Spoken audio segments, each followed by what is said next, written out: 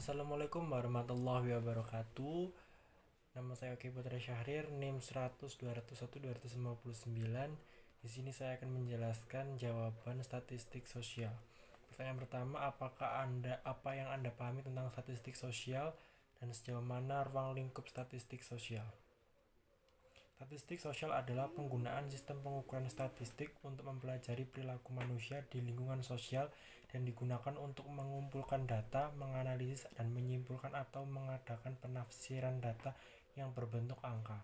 Ruang lingkup statistik antara lain ekonomi, bisnis, pertanian, perikanan, biologi, teknik, mekanika, sosial budaya, komputer, informasi, psikologi, komunikasi, matematika, dan ilmu pengetahuan alam. Yang kedua, jelaskan definisi populasi, pengelompokan populasi, dan sampel. Populasi menurut Jarwanto adalah jumlah keseluruhan dari satuan-satuan atau individu yang karakteristiknya hendak diteliti, dan satuan tersebut dinamakan unit analisis dan dapat berupa orang, institusi, benda, dan sebagainya. Sedangkan sampel menurut Jarwanto adalah sebagian dari populasi yang karakteristiknya hendak diteliti. Sedangkan pengelompokan populasi adalah mengelompokkan subjek penelitian dari keseluruhan individu atau satuan yang hendak dikelompokkan berdasarkan kriteria yang telah ditentukan. Pertanyaan ketiga, dalam statistik sosial dikenal beberapa jenis data. Jelaskan jenis-jenis data tersebut dan aplikasinya dalam penelitian. Ada dua jenis data berdasarkan skala perhitungannya. Data diskrit itu data yang diperoleh dari hasil penghitungan atau membilang, bukan hasil mengukur. Data ini juga disebut dengan data nominal.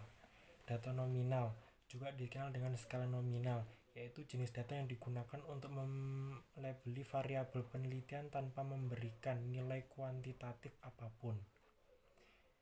Data kontinum yaitu data yang diperoleh dari hasil pengukuran. Data ini terdiri atas data ordinal, interval, dan rasio. Data ordinal adalah jenis statistik data kuantitatif di mana variabel ada dalam kategori terurut yang terjadi secara alami. Data interval juga disebut dengan data integrer, dianggap sebagai tipe data yang diukur dalam skala data di mana setiap titik ditempatkan pada jarak yang sama atau satu sama lainnya sama. Data rasio adalah jenis data kuantitatif dengan sifat yang sama seperti data interval, yaitu memiliki rasio yang sama dan pasti antara setiap data, dan nol absolut berlaku sebagai titik asal data, atau dengan kata lain dalam data rasio tidak ada nilai numerik yang bernilai negatif. Berdasarkan sifatnya dua, yaitu data kuantitatif, yaitu data yang mengacu pada data yang berbentuk angka atau data numerik, sedangkan data kualitatif merupakan data yang berbentuk data yang berbentuk angka bisa berbentuk kalimat, kata, atau gambar. Pertanyaan keempat, bagaimana Anda memahami konsep variabel, apa saja jenis dan bagaimana penggunaannya? Variabel adalah suatu ciri, sifat, karakteristik, atau keadaan yang melekat beberapa subjek, orang, atau barang yang dapat berbeda-beda intensitasnya, banyaknya, dan kategorinya. Macam-macam variabel. Yang pertama, variabel independen, yaitu variabel yang mempengaruhi atau sebab perubahan timbulnya variabel terikat dependen. Variabel independen disebut juga dengan variabel perlakuan kuasa resiko.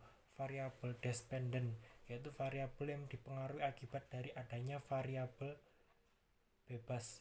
Dikatakan sebagai variabel terikat karena variabel dipengaruhi oleh independen atau variabel bebas. Yang ketiga, variabel moderator, yaitu variabel yang mempengaruhi, baik itu memperkuat atau memperlemah hubungan antara variabel bebas dan variabel terikat. Variabel moderator disebut dengan variabel independen kedua.